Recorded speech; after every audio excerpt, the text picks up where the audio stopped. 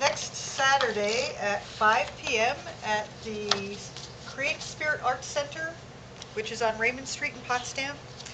There will be another open poetry reading, but this one will be featuring Neil Zern, who's sitting over here, because he just published a book of his poetry, and that starts at 5 p.m. It'll be like this. It'll be a reading with a featured reader, and there's also going to be another guest, Beth Karkowski, who's coming from Virginia. Yes. And Neil just published a book, and I think Beth's in the process of publishing a chapbook, right? Mhm. So be there or be square, you know. Okay, as long as we're on the subject of our youth, I thought I'd read this poem. It's called Drug Story. When I was just a young girl, the school would bring in some gnarly-looking character, a former drug addict, who had a limited vocabulary and came from a bad neighborhood, to talk to us suburban kids about the dangers of drugs, as if they were lurking in our thoughts. Never before now, the underbelly of our society, which until today had been largely invisible in our daily lives.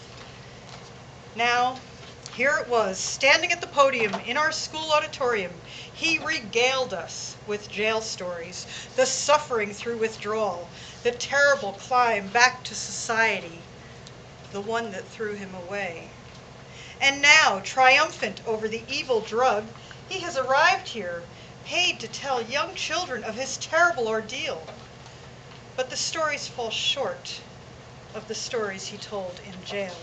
The story on the street, how he was just hanging, getting high, when some squirrely guy walked into his dealer's house, scales on the table, baggies, money, and he talks about how this little prick started arguing right away about the price, and in no more than a minute, the cops busted in, and they were all roughed up and arrested. A likely story, but true nonetheless. Today, 40 years since, I am the patient sitting in the doctor's office, and as soon as I mention some symptom or difficulty I'm having, they pull out the prescription pad and they start writing and talking at the same time. This is for blah blah, so take it blah blah blah and see how it goes. It will keep you alert during the day. And the modern day pusher, the doctors tied through favors to the biggest drug dealers on earth, are manifest in this clean, bright office sanctioned by the church state to push these drugs.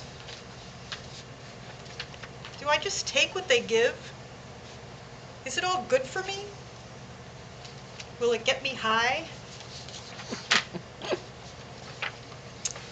Okay, this is something I wrote more recently, also about my youth. I don't know how many of you had this experience, but when I was a little kid, we'd have to go to these family parties all the time, you know, because somebody was having a birthday. So this is called Shindig. Pale, fleshy, middle-aged women wrapped in nylon and polyester, hair done up, dyed, and stiff like plastic, and vinyl-covered furniture that stuck to little legs in a too-hot apartment. We children were there to be seen and not heard, with nothing to do but drink soda and eat cake. The cake, always the same from our local Italian bakery, with some thick, ultra-sweet cream between layers, decorated with blue or yellow or pink flowers, and inscribed with the birthday relative's name. These parties became to us the birthday shindig. A party we grudgingly went to with parents and siblings so we could be together. My mother's aunts, uncles, cousins, Sicilians whose parents emigrated here from Italy 50 years earlier. Sometimes as liquor flowed and voices amplified, they'd start arguing in Italian, the secret code, the way to discuss dirty family business around us kids, so we'd never know what the hell they were saying. And in this case, our ignorance was bliss.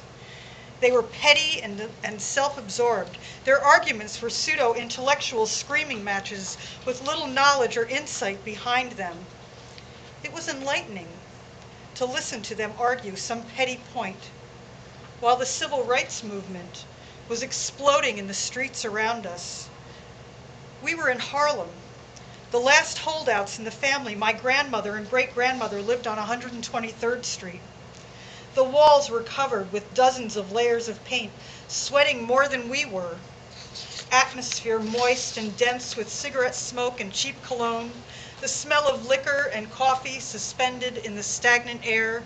The action going on in the neighborhood was much more interesting than the bullshit going on down the hall. We'd sit by the window, our heads hanging out, watching the people in the street. There was always a party going on the stoop, in the apartment across the way, Hispanic families with music and dancing. Then it was time to go. The relatives spent, the drinkers drunk, coffee and cake gone. My sisters and I would doze in the back seat. My mother would be quiet while my dad, still a little buzzed, ranted about her stupid relatives. He had a point. But we continued to attend these family shindigs until in our teens we finally refused to go. That family never seemed that important to me. I raised my kids far away from all of it and all of them. They didn't miss anything.